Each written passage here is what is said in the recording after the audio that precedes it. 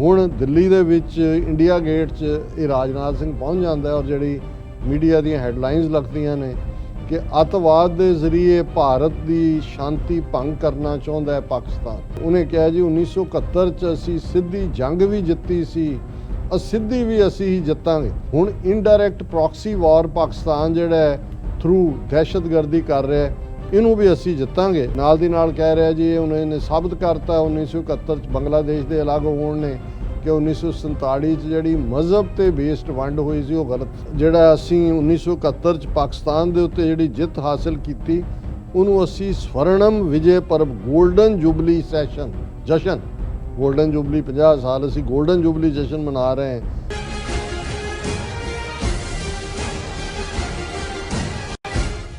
ਦਰਸ਼ਕੋ break ਬਾਅਦ ਤੁਹਾਡਾ ਸਭ ਦਾ ਭਰਪੂਰ ਸਵਾਗਤ ਹੈ। ਸੋ ਵੀਅਰਸ ਹੁਣ ਆਪਾਂ ਗੱਲਬਾਤ ਕਰਨ ਜਾ ਰਹੇ ਹਾਂ ਕਿ ਭਾਰਤ ਦੇ defence minister general Rajnath Singh ਨੇ ਕਿਹਾ ਹੈ ਕਿ ਪਾਕਿਸਤਾਨ ਦਹਿਸ਼ਤਗਰਦੀ ਦੇ ਜ਼ਰੀਏ ਭਾਰਤ ਦੀ ਜਿਹੜੀ ਸ਼ਾਂਤੀ ਨੂੰ ਭੰਗ ਕਰਦਾ ਹੈ।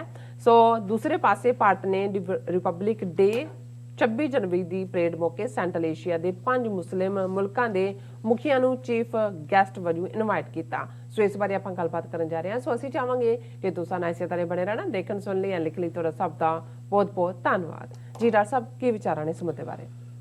ਦੇਖੋ ਅਸੀਂ ਜਦੋਂ ਆਲਮੋਸਟ 57 ਪਲੱਸ ਹੀ ਹੋਣਗੇ ਇਸਲਾਮਿਕ ਮੁਲਕਾਂ ਦੀ ਗੱਲ ਕਰਦੇ ਤੇ ਇਸ ਗੱਲ ਦਾ ਅਫਸੋਸ ਵੀ ਹੁੰਦਾ ਹੈ। ਹਾਲਾਂ ਜਦੋਂ ਅਸੀਂ ਆਪਣੇ ਲੋਕਾਂ ਦੀ ਗੱਲ ਕਰਦੇ ਹਾਂ ਕਿ ਸਿੱਖ ਕੌਮ ਇੱਕ ਕੌਮ ਹੈ, ਸਿੱਖ ਸਾਰੇ ਨੇਸ਼ਨ ਵਿਦਆਊਟ ਏ ਕੰਟਰੀ, ਕਿ ਸਾਡੇ ਕੋਲ ਅਸੀਂ ਇੱਕ ਨੇਸ਼ਨ ਹਾਂ ਪਰ ਸਾਡੇ ਕੋਲ ਮੁਲਕ ਨਹੀਂ ਹੈ। ਪਰ ਜਦੋਂ ਮੈਂ ਬਹੁਤ ਵਾਰ ਦੇਖਦਾ ਜੋ ਕਸ਼ਮੀਰੀਆਂ ਦੇ ਨਾਲ ਹੋ ਰਿਹਾ ਜਾਂ ਭਾਰਤ ਦੇ ਨਕਸ਼ੇ 'ਚ ਕੈਦ 200 ਮਿਲੀਅਨ ਮੁਸਲਮਾਨਾਂ ਨਾਲ ਹੋ ਰਿਹਾ ਤੇ ਮੈਨੂੰ ਇਹ ਲੱਗਦਾ ਵੀ ਇਹ ਜਿਹੜੇ 57 ਮੁਲਕ ਨੇ ਇਸਲਾਮਿਕ ਪਾਕਿਸਤਾਨ ਨੂੰ ਛੱਡ ਕੇ, ਪਾਕਿਸਤਾਨ ਤਾਂ ਜਿੰਨੀ ਕੁ ਬਾਅਦ ਆ ਸਕਦਾ ਹੈ ਕੁਛ, ਇਹਨਾਂ ਦੀ ਜ਼ਮੀਰ ਕਿੱਥੇ ਹੈ? ਇਹਨਾਂ ਨੂੰ ਕਿਉਂ ਨਹੀਂ ਲੱਗਦਾ ਕਿ ਭਾਈ ਉਹਨਾਂ ਦੇ ਫੈਲੋ, ਉਹਨਾਂ ਦੇ ਹਮ ਮਜ਼ਹਬ, ਉਹਨਾਂ ਦੇ ਨਾਲ ਕੀ ਹੋ ਰਿਹਾ?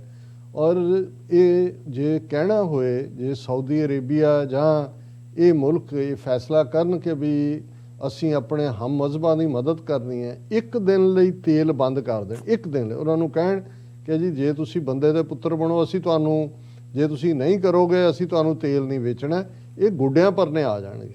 ਪਰ ਇਹ ਤਾਂ ਸੱਦ ਕੇ ਉਹ ਸਾਊਦੀ ਅਰੇਬੀਆ ਹੋਏ, UAE ਹੋਏ, ਉਹ ਉਹਨਾਂ ਨੂੰ ਆਪਣੇ ਹਾਈਐਸਟ ਸਿਵਲ ਅਵਾਰਡ ਮੋਦੀ ਨੂੰ ਦਿੰਦੇ ਨੇ ਜਿਹਨੇ ਕਿਸ ਲੈਵਲ ਤੇ ਜਾ ਕੇ ਕੀਤਾ। ਔਰ ਇਹੀ ਹਾਲ ਅਸੀਂ ਈਵਨ ਕਸ਼ਮੀਰੀਆਂ ਦੇ ਹਵਾਲੇ ਨਾਲ ਤਾਂ ਦੇਖ ਹੀ ਰਹੇ ਹਾਂ, ਭਾਰਤੀ ਮੁਸਲਮਾਨਾਂ ਦੇ, ਫਲਸਤੀਨੀਆਂ ਦੇ ਹਵਾਲੇ ਨਾਲ ਵੀ। ਹੁਣ ਇਜ਼ਰਾਈਲ ਦੇ ਨਾਲ ਇੱਕ ਪਹਿਲਾਂ ਇੱਕ ਕੰਧ ਜਿਹੀ ਖੜੀ ਸੀ, ਨਹੀਂ ਹੁਣ ਤਾਂ ਉਹ ਸਾਰੇ ਕੋਈ ਹਨੇਰੇ ਉਹਨਾਂ ਨਾਲ ਸੰਬੰਧ ਬਣਾ ਰਿਹਾ, ਕੋਈ ਸਵੇਰੇ ਬਣਾ ਰਿਹਾ, ਕੁਝ ਦਾ ਨਜ਼ਰ ਆ ਰਿਹਾ।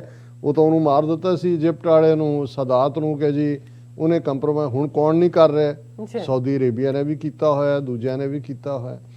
ਔਰ ਇੰਡੀਆ ਕਿਵੇਂ ਕਲੈਵਰਲੀ ਇਸ ਸਾਰੇ ਨੂੰ, ਅੱਗੇ ਤਾਂ ਅਸੀਂ ਦੇਖਦੇ ਹਾਂ ਕਿ UAE ਨੂੰ ਤਾਂ ਉਹਨਾਂ ਨੇ ਪੱਟਿਆ ਹੀ ਹੈ, ਔਰ ਜਿਸ ਹੱਦ ਤੱਕ ਜਾ ਕੇ UAE and India the relationship ਹੈ ਉਹ ਤਾਂ ਮੈਨੂੰ ਲੱਗਦਾ ਵੀ ਆਉਣ ਵਾਲੇ ਪੀਰੀਅਡ 'ਚ ਉਹ ਉਹਨਾਂ ਦੀ ਕਲਾਇੰਟ ਸਟੇਟ ਹੀ ਬਣ ਗਈ ਹੈ ਜਿਵੇਂ UAE।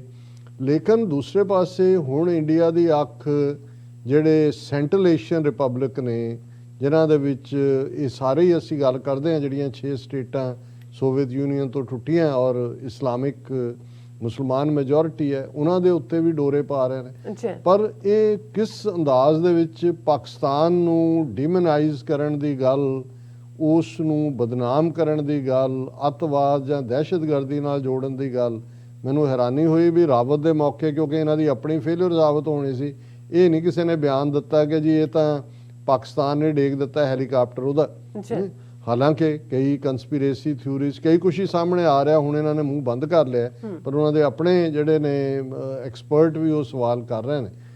ਹੁਣ ਇਹ ਕੋਈ ਮੌਕਾ ਜਿੱਥੇ ਪਾਕਿਸਤਾਨ ਨੂੰ ਬਦਨਾਮ ਕੀਤਾ ਜਾ ਸਕਦਾ ਹੱਥੋਂ ਨਹੀਂ ਜਾਣ ਦਿੰਦੇ। ਜਿਹੜਾ ਭਾਰਤ ਨੇ ਫੌਜੀ ਇੰਟਰਵੈਂਸ਼ਨ ਕਰਕੇ, ਫੌਜੀ ਹਮਲਾ ਕਰਕੇ ਇੰਟਰਨੈਸ਼ਨਲ ਕਾਨੂੰਨਾਂ ਦੀ, UN ਚਾਰਟਰ ਦੀ ਵਾਇਲੇਸ਼ਨ ਕੀਤੀ ਸੀ 1971 ਦੇ ਵਿੱਚ, ਜਿਹਨੂੰ ਇਹਨਾਂ ਨੇ ਬੰਗਲਾਦੇਸ਼ ਦੇ ਨਾਂ ਥੱਲੇ ਜਿਹੜਾ ਉਹ ਬੰਗਲਾਦੇਸ਼ ਲਿਬਰੇਸ਼ਨ ਵਾਰ ਕਹਿ ਕੇ ਬੰਗਾਲੀਆਂ ਨੂੰ ਵੀ ਸੂਟ ਕਰਦਾ ਸੀ। ਦੇਖੋ ਜੀ ਅਸੀਂ ਲਿਬਰੇਟ ਕਰਾਇਆ, ਮੁਕਤੀ ਵਾਹੀ ਨਹੀਂ ਫਲਾਣਾ ਟਿਮਕਾ। ਹੁਣ ਢਾਕੇ 'ਚ ਖਲੋ ਕੇ ਮੋਦੀ ਨੇ ਕਿਹਾ ਸੀ ਕਿ ਜੀ ਅਸੀਂ ਜਿਹੜਾ ਉਹ ਕੀਤਾ, ਔਰ ਕੋਈ ਸ਼ੱਕ ਹੀ ਨਹੀਂ ਹੈ ਕਿ ਭਾਰਤ ਦਾ ਫੌਜੀ ਪਾਰਟ ਔਰ ਕਿਵੇਂ ਉਹਨਾਂ ਨੇ ਰਿਫਿਊਜੀਜ਼ ਔਰ ਦੂਸਰੇ ਤੀਸਰੇ ਵਾਲਾ ਇੱਕ ਨੈਰੇਟਿਵ ਬਿਲਡ ਕਰਕੇ ਫੌਜੀ ਅਟੈਕ ਕੀਤਾ ਔਰ ਉਸ ਸਾਰੇ ਦਾ ਹਿੱਸਾ ਸੀ ਸੋਵੀਅਤ ਯੂਨੀਅਨ ਦੇ ਨਾਲ ਕੁਝ ਮਹੀਨੇ ਪਹਿਲਾਂ ਟੀਟੀ ਸਾਈਨ ਕਰਦੀ ਹੈ ਇੰਦਰਾ ਗਾਂਧੀ ਕਿ ਜੀ ਅਸੀਂ ਇੱਕ ਦੂਜੇ ਨੂੰ ਕਰਾਂਗੇ ਜਿਹੜਾ ਉਹ ਇੰਟਰਵੀਨ ਕਰਾਂਗੇ। ਮਤਲਬ ਇਹ ਹੀ ਸੀ ਕਿ ਅਮਰੀਕਾ ਨੂੰ ਜਿਹੜਾ ਅਮਰੀਕਾ ਬਿਲਕੁਲ ਲਿਊਕਵਾਰਮ ਹੋ ਗਿਆ, ਉਹਨਾਂ ਦਾ 7ਵਾਂ ਬੇੜਾ ਤੁਰਿਆ, ਪਤਾ ਨਹੀਂ ਕਿੱਥੇ ਫਸਿਆ ਰਿਹਾ ਔਰ ਪਾਕਿਸਤਾਨ ਦੇ ਮੇਨ ਤੋਂ 1000 ਮੀਲ ਦੂਰ ਦੂਸਰੇ ਪਾਸੇ ਈਸਟ ਬੰਗਾਲ ਦੇ ਵਿੱਚ ਜਿਹੜਾ ਉਹਨਾਂ ਨੂੰ ਘੇਰ ਲਿਆ ਔਰ ਜਿਹੜਾ ਉਹ ਉਹਨਾਂ ਦਾ ਸਰੈਂਡਰ ਲੈ ਰਿਹਾ। ਹੁਣ ਇਹ ਠੀਕ ਹੈ ਕਿ ਉਹਦੀ ਇੱਕ ਪਾਕਿਸਤਾਨ ਦੀ ਇੱਕ ਮਿਲਟਰੀ ਡਿਫੀਟ ਵੀ ਸੀ, ਇਹਦੇ 'ਚ ਵੀ ਕੋਈ ਸ਼ੱਕ ਨਹੀਂ ਹੈ ਕਿ ਇਹਦੇ ਲਈ ਪਾਕਿਸਤਾਨ 'ਚ ਕਦੇ ਵੀ ਸ਼ਾਇਦ ਜ਼ਿੰਮੇਵਾਰੀ ਫਿਕਸ ਨਹੀਂ ਕੀਤੀ ਗਈ ਕਿ ਭਾਈ ਕੀ ਯਹੀਆ ਖਾਨ ਦੇ ਖਾਤੇ 'ਚ ਪਾਇਆ ਗਿਆ, ਕੀ ਮੁਜੀਬ ਦੇ ਪਾਇਆ ਗਿਆ, ਕੀ ਭੁੱਟੋ ਦੇ। ਚੰਗਾ ਹੁੰਦਾ ਕਿ ਬਈ ਓਨੈਸਟ ਡਿਬੇਟ ਹੁੰਦੀ ਕਿ ਭਾਈ ਇਸ ਸਾਰੇ ਲਈ ਕੌਣ ਜ਼ਿੰਮੇਵਾਰ ਹੈ। ਲੇਕਿਨ ਜੇ ਤੁਸੀਂ 71 ਤੋਂ ਬਾਅਦ ਦੇਖਦੇ ਹੋ ਤੇ ਉਹੀ ਪਾਕਿਸਤਾਨ ਜਿਹਨੂੰ ਉਹਨਾਂ ਨੇ ਦੋ ਹਿੱਸਿਆਂ 'ਚ ਤੋੜ ਕੇ ਇੱਕ ਮੁਲਕ ਨੂੰ ਬੰਗਲਾਦੇਸ਼ ਬਣਾਇਆ, ਲੇਕਿਨ ਉਹੀ ਕਾਰਗਿਲ ਵਾਰ ਦਾ ਦੇਖ ਲਓ, 1000 ਤੋਂ ਉੱਤੇ ਮੁਰਦੇ ਇਹਨਾਂ ਨੇ ਆਪਣੇ ਚੁੱਕੇ ਨੇ ਇੰਡੀਆ ਨੇ।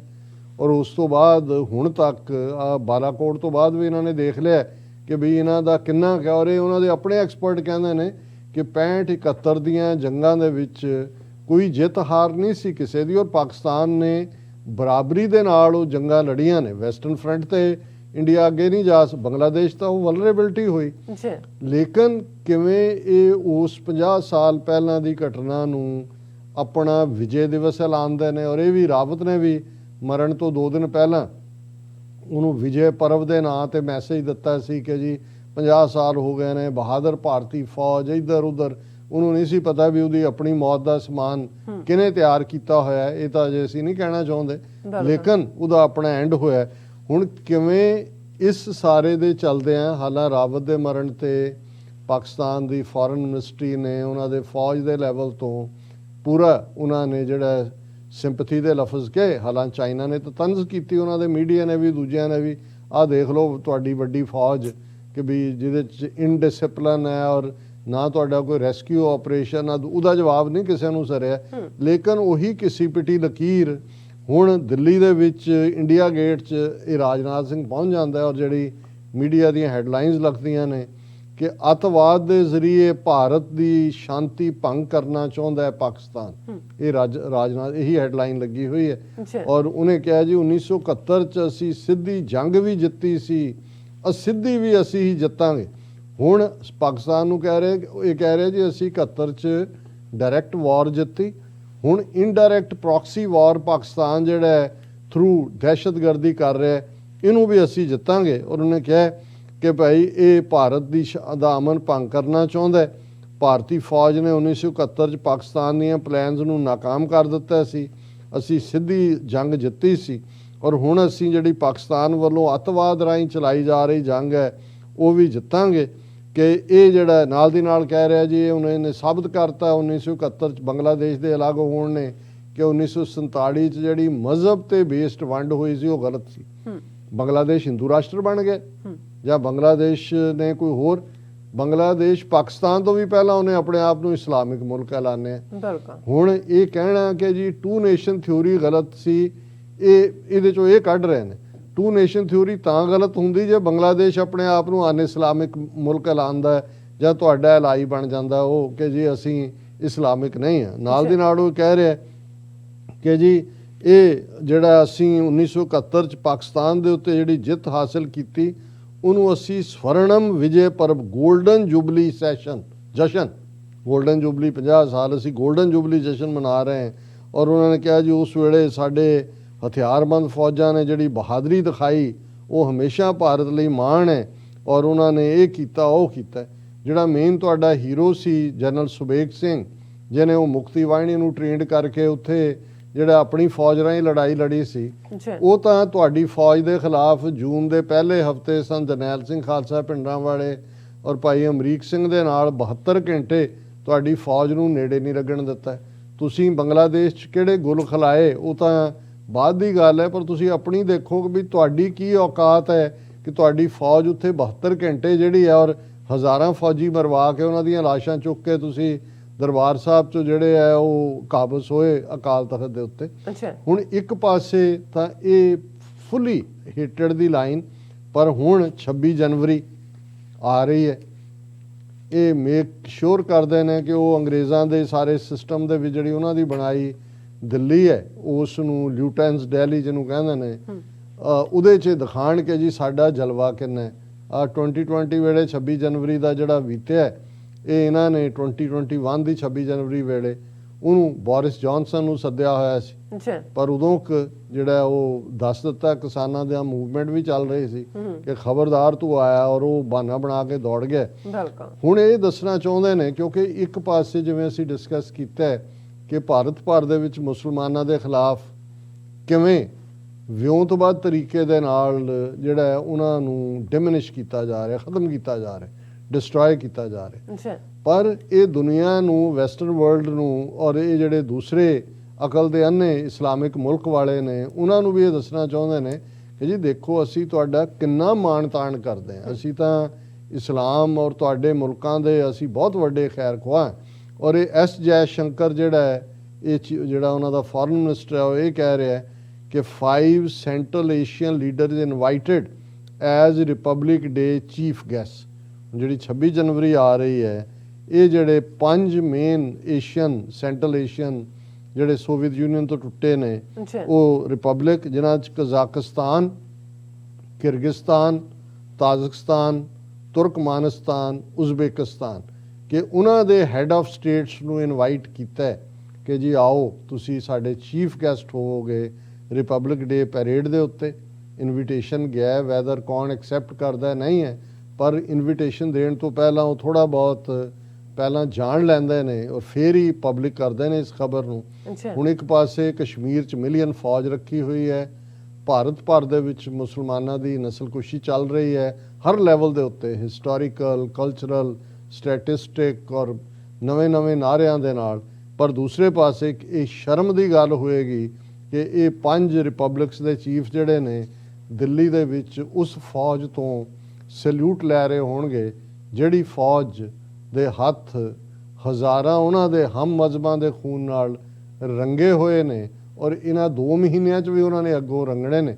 ਹੁਣ ਦੇਖਦੇ ਹਾਂ ਕਿ ਕੀ ਹੈ। ਸਾਡਾ ਮੈਨੂੰ ਤਕਲੀਫ ਹੁੰਦੀ ਹੈ, ਮੈਂ ਸਮਝਦਾ ਵੀ ਅਸੀਂ ਜਦੋਂ ਆਪਣਾ ਦਰਦ ਦੀ ਗੱਲ ਕਰਦੇ ਹਾਂ ਸਾਨੂੰ ਤਾਂ ਲੱਗਦਾ ਹੈ ਕਾਸ਼ ਕੋਈ ਮੁਲਕ ਦੁਨੀਆ 'ਚ ਸਾਡੇ ਨਾਲ ਖਲੋਣ ਵਾਲਾ ਹੁੰਦਾ।